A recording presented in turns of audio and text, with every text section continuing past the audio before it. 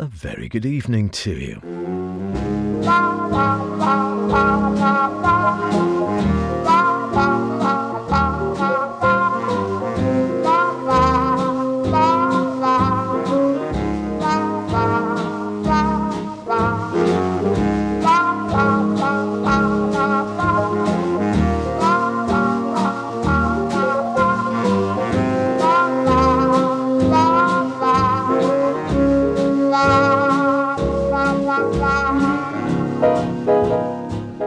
And welcome along to another Sweet and Swing here on Max Radio. I'm Howard, through with you until the top of the hour. And what have we got? Well, a bit of the Paul Whiteman Orchestra. Why not? Not heard from Whitey for a while. Two Harrys for the price of one, Parry and Roy, the cheeky chappie. More from Perry Como. But to get us going, some wise advice for any summer in the Isle of Man, particularly the last week or two, it being flaming June.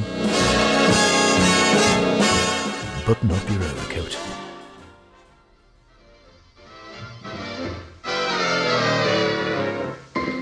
Button up your overcoat when the wind is free. Take good care of yourself, you belong to me. Eat an apple every day, get to bed by 3. Take good care of yourself, you belong to me. Be careful crossing streets, no jaywalking. Don't eat meat, I hear you talking. Cut out sweets, Save the sugar. you'll get a pain and ruin your tum-tum. Keep away from bootleg hooch when you're on a spree. Take good care of yourself, you belong to me.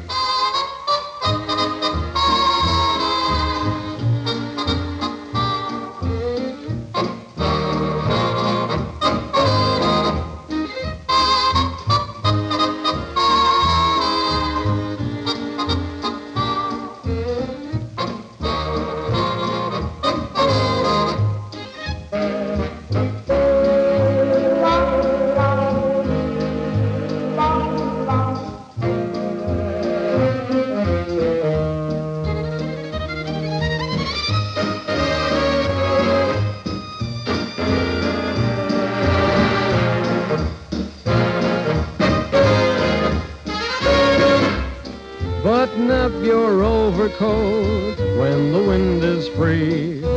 Take good care of yourself, you belong to me. Eat an apple every day, get to bed by 3. Take good care of yourself, you belong to me.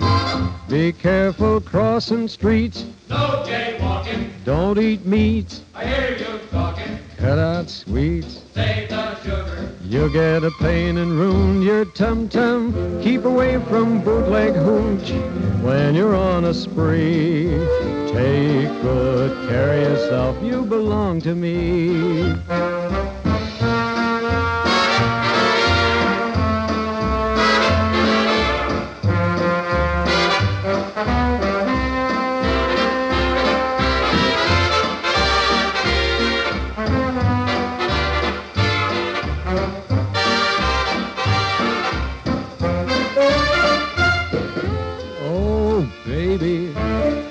I don't mean maybe.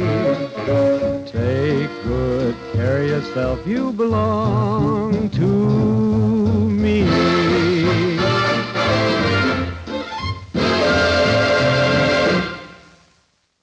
Told you it was a wise advice. Button up your overcoat. Yes, it being June. What can I say? Well, I don't know, really. It's just not been the best of late, really, has it? The TT's been and gone. There'll be some celebrating, some crying into their beer, some people in between, I dare say.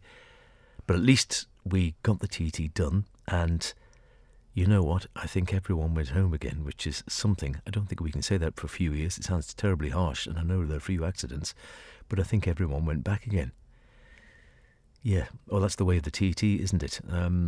So, at the end of the day, the TT was, we got through it all, I think, just about. I know we had to change the thing, drop the odd little bit here and there in a few laps, but overall, people enjoyed the racing. The weather, though, well, I think all you could say is we just about managed to get it done. But dear me, some of those mornings you looked out and you thought, is it June? Is it October? Is it November? Difficult to say. And when you're talking about highs of 13 or 14 but feeling cooler than that in the wind in June, you do have to wonder a little bit, don't you? And start thinking, oh my lordy, it's not the best, is it? I mean, you are rather hoping by the time we get to June you might be in the high teens, or even, heaven forbid, 20 degrees. 20 degrees above freezing. How would we survive? You would have to possibly take off your overcoat rather than button it up. Anyway, wherever you are on the weather spectrum, I hope you've survived and had a safe TT, and I'm glad, yes, we gone through it fairly much unscathed, thank the Lord, which is wonderful, always exciting, but my goodness, it is dangerous, isn't it, when they're going at those speeds, as quite a few people often say. Incredible stuff. And button up your overcoat, Benny Strong. Well, he's not a well-known name, is he? A Chicago-based band leader and singer, also known for his dancing. And he was an impersonator, apparently. I didn't know that myself. He did impersonations of several other singers, including Bing Crosby, Rudy Vallee and Harry Richman. And early in his career, June Crusher was a vocalist in his band as well. So, yeah, he was knocking around with some of the best of them, but I dare say you've probably never heard of him. Don't think I'm that familiar with him. Possibly heard the name, that's more or less it. But a nice number to get us going in any case. I hope you enjoyed last week's 80th anniversary D-Day special as well. I had a couple of nice comments from a few listeners. Thank you very much indeed. And don't forget, of course, that you want to get in touch anytime. It's just howardkane@manxradio.com, and that's Kane, C-A-I-N-E. And always delighted to hear from you on any thoughts, really, one way or another, or requests, anything you'd like to hear. But I thought we couldn't let the 80th anniversary D-Day go without a little bit of something to mark it in any case. So I do hope you enjoyed that. Back to normal this week, one way or another. It's normal as we get on Sweet and Suing in any case. Either way, even if the banter's suspect, at least we know the music is always going to be good.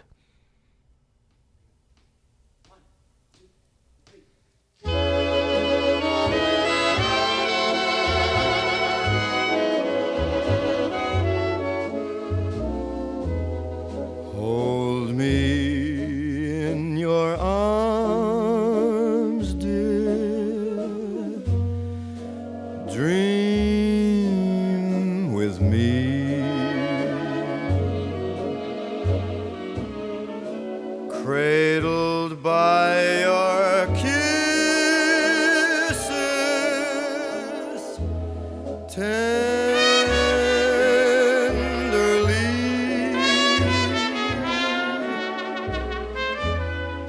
while a choir of angels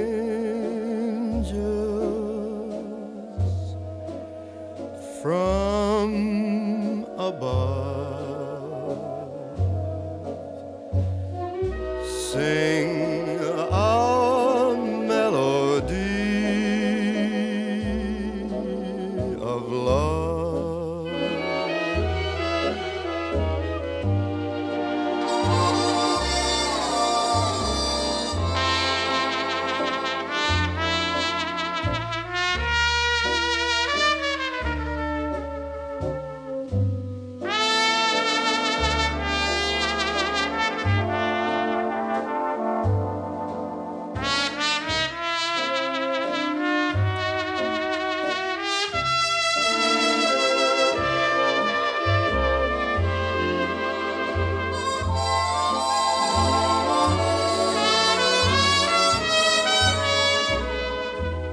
Heart to heart forever,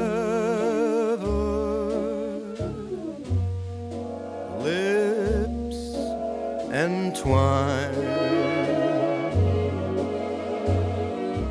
I am yours and you are mine, all mine. Heaven wrote the music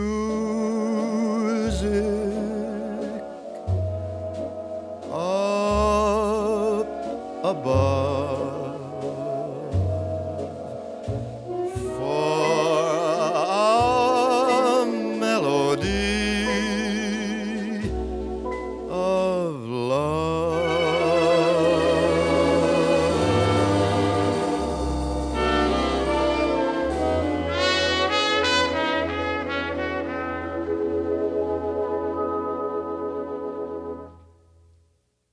I think you recognise that voice, don't you? Frank Sinatra. Unmistakable, really, wasn't he? Melody of Love. Nice number, actually. Don't often hear that one. Ray Anthony from a collector's series CD a while back. Ray Anthony, yeah, again, another name has sort of disappeared somewhat. Cracking picture on the liner notes, actually, of him with Frank Sinatra. The pair of them looking very dapper in suits with Sinatra complete with the usual titfer and waistcoat and sort of tie on, but the collar open, looking quite sort of loose in a way, fag in hand. Don't you see that so often these days with singers? Do singers still smoke? I don't know. Smoking generally is, I think, on the way out, isn't it? And certainly for singers, I think it's appreciated that smoking probably isn't particularly good. But you do wonder whether some of the old singers thought it, I don't know, gave them a smoky tone to their voice. And I don't know. It's another argument for another day, maybe. Raymond Anthony himself was born Raymond Antonini in Pennsylvania in 1922, but raised in Cleveland, Ohio, and began his career at the age of 5 by starring in the Antonini Family Orchestra, playing a cornet which his dad gave him. Meanwhile, the dad played baritone, and the family orchestra proudly performed at an elementary school and at weddings and parties and all sorts of events around Cleveland, and they primarily played Italian music, polkas and other folk music and such like. But he honed his musical talent at an early age and got out with Jack Crawford, and Ray got a big break with one of the most important and successful organisations in the world at the time, one Glenn Miller, Esquire. And it's 1939, and Miller just burst into musical prominence with a great performance at the Glen Island Casino in New York. He introduced the band's unique sound and tried Ray out on lead trumpet and offered him a job. Ray apparently told Glenn that if he could get out of his current contract with Al Donahue, he would return to New York City and join him. But Miller didn't apparently believe he could convince Donahue and filled the spot instead with Billy May. But they did get together later on, and he went on to great things and a cracking sound as well. Some wonderful pictures, actually. He certainly mixed with all the best people. There's a great picture of him with Jack Webb and with Jane Mansfield, Ray Anthony, that is, on the liner notes to that CD. And also a picture which looks like he's with Marilyn Monroe, but it's actually Mimi Van Doren. But cracking pictures from the 50s and 60s, mixing with the high life, it has to be said. Well, we like to do that on Sweet and Swing, one way or another. Perry Como coming up, and like I said, I've got Louie Bellson as well, actually, and a couple of Harrys. We'll have more jazz in 3D as well, that stereo, or at least stereo from mono conversions, or mono to stereo conversions, depending which way you look at it. Been enjoying that little series. But in the meantime, bit of this.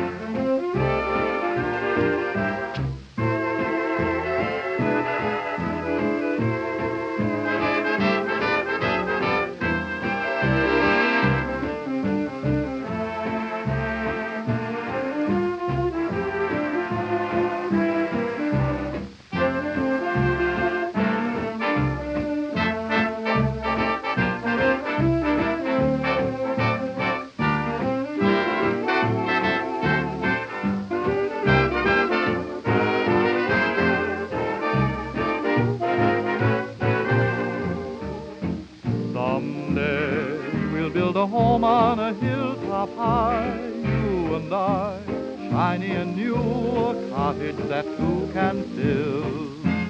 And we'll be pleased to be called the folks who live on the hill. Someday we may be adding a thing or two, a wing or two. We will make changes as any family will. But we will always be called the folks who live on the hill. Our veranda will command a view of meadows green, the sort of view that seems to want to be seen. And when the kids grow up and leave us, we'll sit and look at that same old view. Just we two, Darby and Joan, who used to be Jack and Jill. The folks who like to be called what they have always been called, the folks who live on the hill.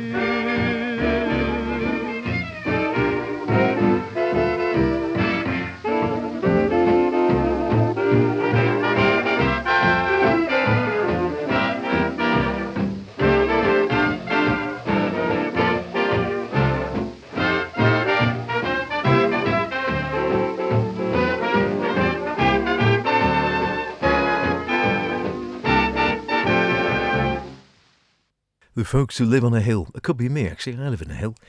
Well, with my wife, of course, and cats, and 3 hens. I don't think it's me they're singing about, though. Gus Arnhem with Jimmy Farrell taking the vocals there. The folks who live on a hill.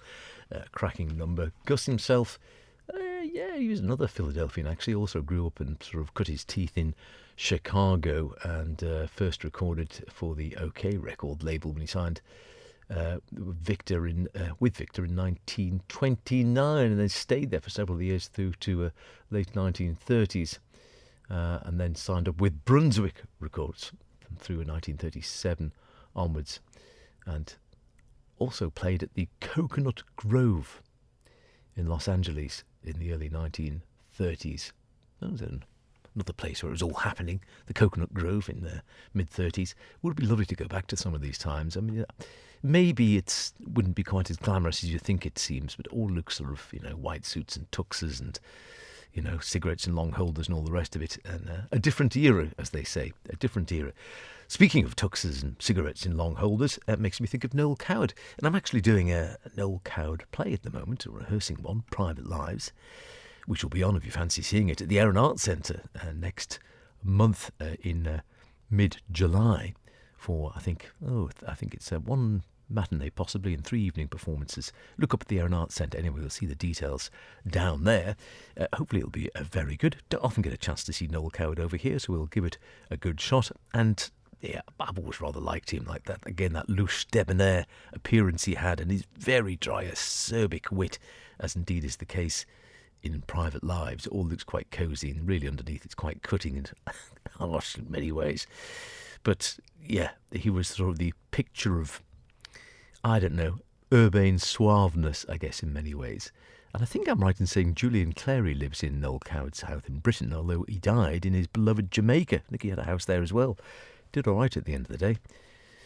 He certainly wasn't one of the mad dogs and Englishmen he portrays.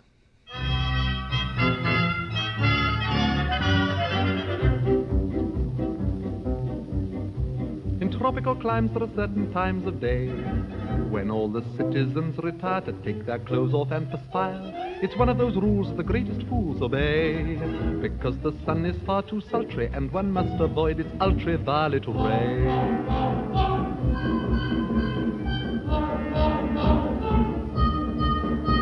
The natives grieve when the white men leave their huts, because they're obviously, definitely nuts. Mad dogs and Englishmen go out in the midday sun. The Japanese don't care to, the Chinese wouldn't dare to. Hindus and Argentines sleep firmly from 12 to 1, but Englishmen detesta siesta. In the Philippines they have lovely screens to protect you from the glare. In the Malay states there are hats like plates which the Britishers won't wear. At 12 noon the natives swoon and no further work is done, but mad dogs and Englishmen go out in the midday sun.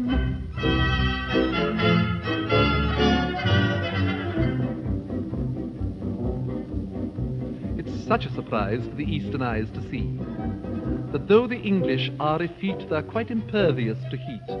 When the white man rides, every native hides in glee, because the simple creatures hope he will impale his solar topee on a tree.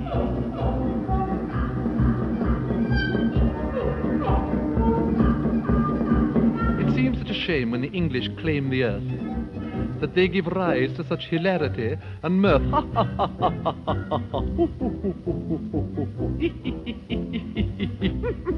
Mad dogs and Englishmen go out in the midday sun. The toughest Burmese bandit can never understand it. In Rangoon, the heat of noon is just what the natives shun. They put the Scotch or rye down and lie down. In a jungle town where the sun beats down to the rage of man and beast, the English garb of the English sab merely gets a bit more creased. In Bangkok, at 12 o'clock, they foam at the mouth and run. But mad dogs and Englishmen go out in the midday sun. Mad dogs and Englishmen go out in the midday sun. The smallest Malay rabbit deplores this foolish habit. In Hong Kong, they strike a gong and fire off a noonday gun to reprimand each inmate who's in late. In the mangrove swamps by the python romps, there is peace from 12 to 2. Even caribous lie around and snooze, for there's nothing else to do.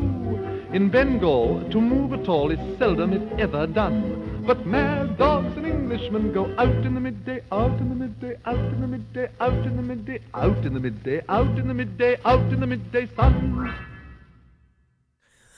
No danger over here, I tell you. If you go out in the midday sun, you might just manage to unbutton your overcoat.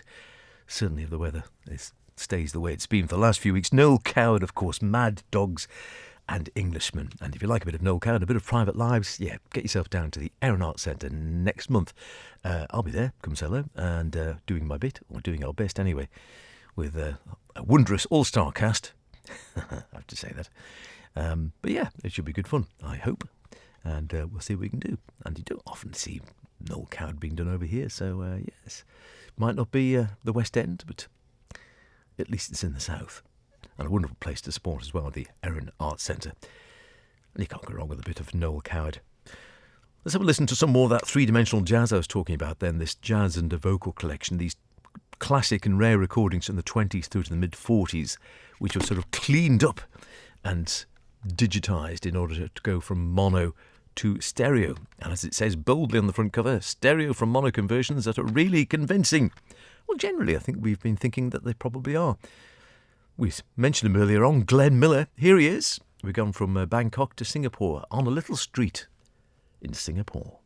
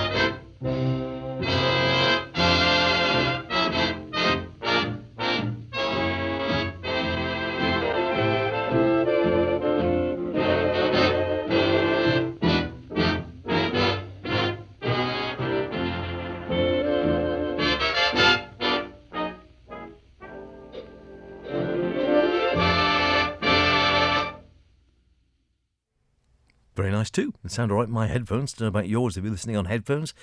Or maybe you weren't. Maybe you're listening, just in mono, in which case you probably wouldn't get the benefit. But if you're listening on the old hi-fi, if people still have hi-fis, I get the impression most people listen on smart speakers or on their phones or via their tablet or something these days. But you might be listening on a good old valved wireless. Who knows? I hope it sounded good, even if it wasn't in full stereo one way or another. But on a little street in Singapore with Glenn Miller and the band, of course, sounding, I have to say, pretty good. Glenn Miller's orchestra with, I'm trying to look at the dates, 1939, New York, November the 22nd, 1939 was the recording date for that. And it does sound remarkably clean when you think it was that far back, wasn't it? Ray Eberle taking the vocals. And the Glenn Miller Orchestra could do no wrong at that period. It's sort of record, as it says in the notes here, that seems to come off a seemingly faultless conveyor belt. He did have a whole host of those, didn't he? Where he just seemed to be, well, I don't know, just churn them out one after the other. Brilliant ones. The special creamy sound, that's a good word, creamy sound of the reed section. I know exactly what they mean by that creamy sound, is soon in evidence here as it picks up the melody for the first chorus, giving away in the second to Ray Eberle's vocals. And punchy brass then takes over with obligato by the reeds for the finale. I'm sure you notice all that yourself. I don't know whether we'll get that from Louie Bellson. He is at the Flamingo. Here's a longer one, so if you want to go and, brush your teeth, get ready for bed, make your cocoa, Horlicks, pour another double whiskey, whatever your take is, you can do it, or you can just stay in your armchair and wallow in this one. Broadway with Louie Bellson.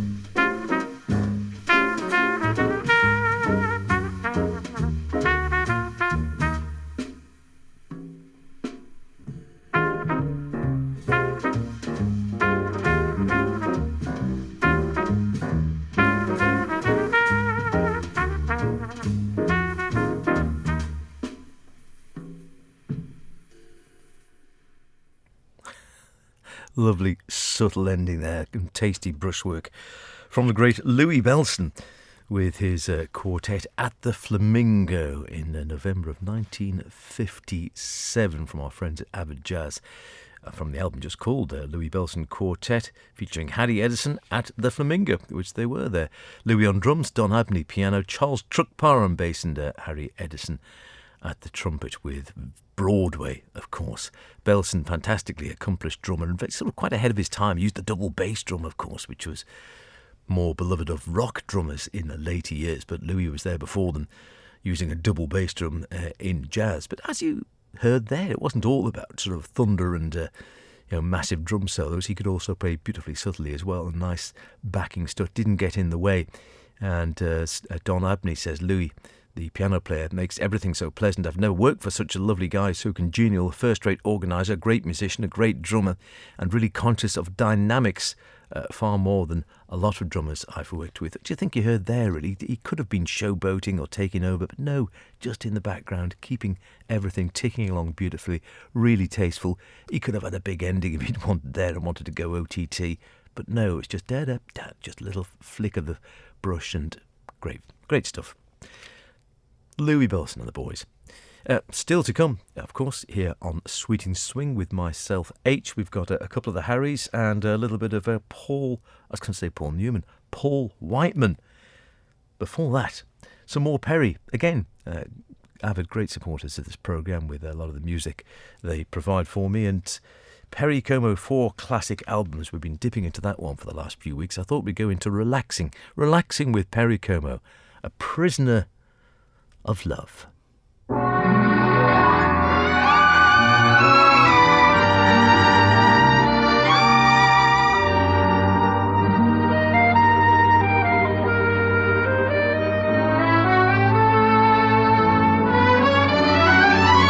Alone from night to night you'll find me, too weak to break the chains that bind me. I need no shackles to remind me I'm just a prisoner of love. For one command I stand and wait now, from one who's master of my fate now. I can't escape, for it's too late now. I'm just a prisoner of love. What's the good of my caring if someone is sharing those arms with me? Although she has another, I can't have another, for I'm not free. She's in my dreams, awake or sleeping. Upon my knees to her I'm creeping. My very life is in her keeping. I'm just a prisoner of love.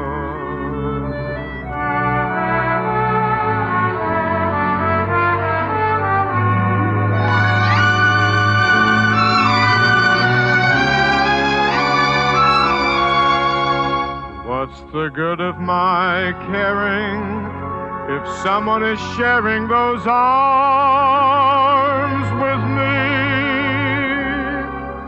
Although she has another, I can't have another, for I'm not free.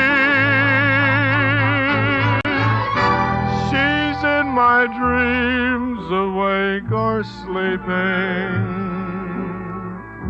Upon my knees to her I'm creeping. My very very life is in her keeping. I'm just a prisoner of love.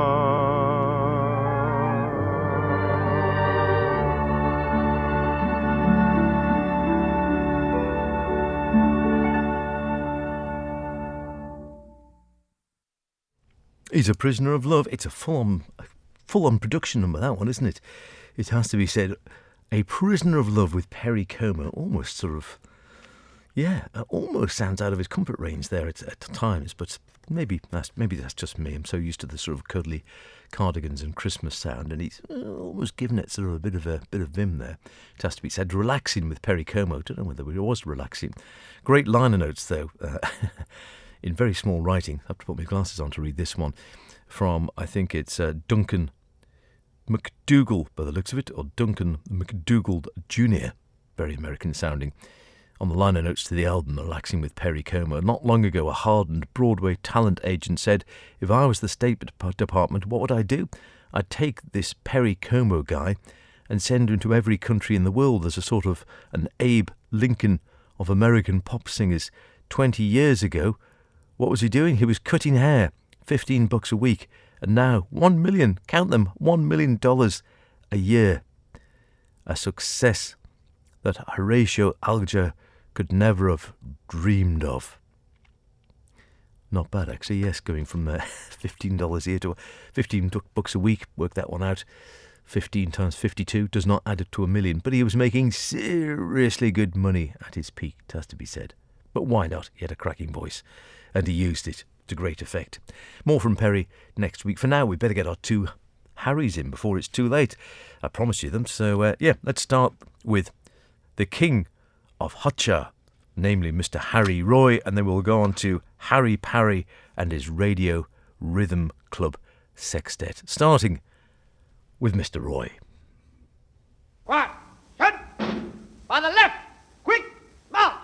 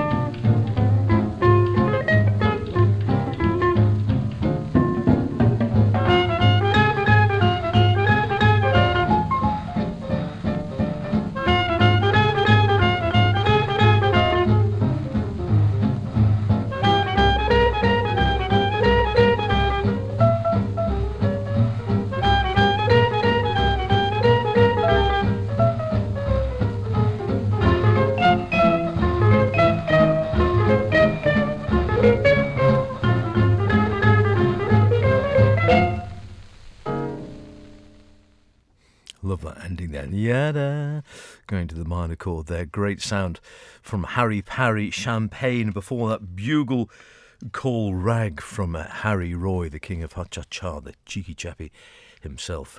As I say, 2 Harrys for the price of 1. I had to dash out because I discovered one CD. I had the CDs missing. Someone's nicked Harry. Lord, I had to get an emergency Harry. He'd be lurking somewhere in the cupboard, back in the archives. There could be many a happy day looking for that. It is Sweet and Swing, H with you through until the top of the hour. Now, I did quickly mention, didn't I, at one stage, before we have Mr. Whiteman to finish off, that I was looking to see where people are listening via the wonders of the podcast. And we can actually sort of see now where some of them are being downloaded. So, yeah, the Isle of Man, obviously, in the UK, very popular. However, we have listeners in the United States, I'm happy to say. We have listeners in Australia, in Austria, Belgium, Germany, Italy, and Guatemala. So if you happen to be listening in any of those places by the wonders of the web via the podcast, Italy, Guatemala, or parts of the States, drop me a line. Howard Kane at manxradio.com. Say hello. Let us know what you like, what you're doing out there, whether you live there or work there or whatever the case may be, and be lovely to hear from you. And a request, give you a mention, and if you've got some thoughts of what you'd like to hear, even better. In the meantime, we're going to finish off with a bit of Mr. P. Whiteman, Esquire.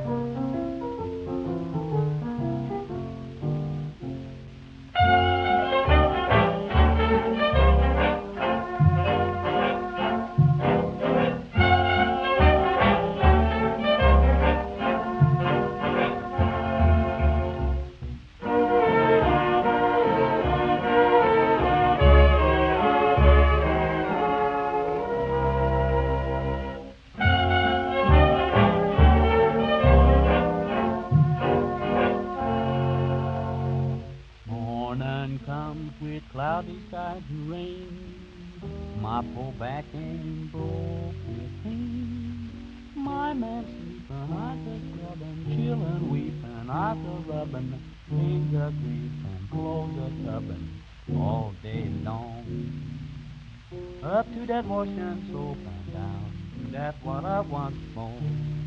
Head down low, head low. Up to that ocean, up and down, to that what I want more. Oh, hands, oh Lordy, so weary, a scrubbing, straight weary, so weary, up tubbing them cold. Up to the ocean, up and down, to that what I want more. Washboard blue, never get me gone from here. Rub them dirty clothes all year. Them clothes, them mussety clothes, them raggedy clothes, them grimy clothes, that's all I know. Up and down, back and forth, all year long. Oh Lordy, won't you hear my song, hear my song.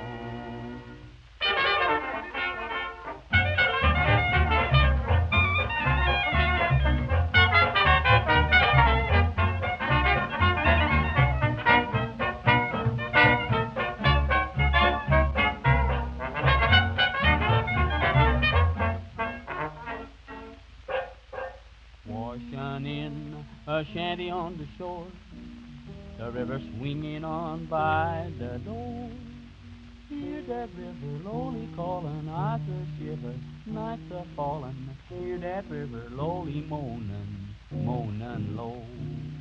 I going to that river, going down to that river someday. Hurry, hurry day, hurry day, hurry. I going to that river, going down to that river someday. Throw myself, my poor self away. Oh Lord, must I keep grubbing? Must I keep tubbing? Must I keep grubbing? Must I keep tubbing? Them old dirty clothes. But I'm going to that river, going down to that river someday. Every day, every day, every day, every day.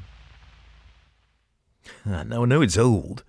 You can hear from the transcription and the hiss of the crackle of the original 78 there. 1927 to be exact. That was recorded November the 18th, 1927 in Chicago. Washboard Blues. Hoagie Carmichael. You might have recognised him both playing the piano and singing there as part of Paul Whiteman's concert orchestra, a Pops, as he was known. Pops, Paul Whiteman, concert. But it has a very modern feel to it, doesn't it? It's sort of he did a little piece at the beginning there. He referenced a few other tunes, nice little segue, and then comes into the song, and then interspersed with the whole orchestra and then going on. It's actually got quite a sort of modern feel, I think, to my ears. And he was ahead of his time, Paul Whiteman, experimenting with a sort of a different type of pop, a new style. With I think he played with his resident pianist arranger, Freddie Groffe. Good stuff, though, in any case. Yeah, we'll have more than that. Hope you enjoyed it, one way or another, and you enjoyed the show. Don't forget, howardkane@maxradio.com. If you're in Guatemala, Italy, Belgium, Germany, wherever you're listening, or just the Isle of Man, get in touch. Any thoughts, or perhaps a request. But that's it for another week. Stay safe, and I'll see you next week. Cheerio.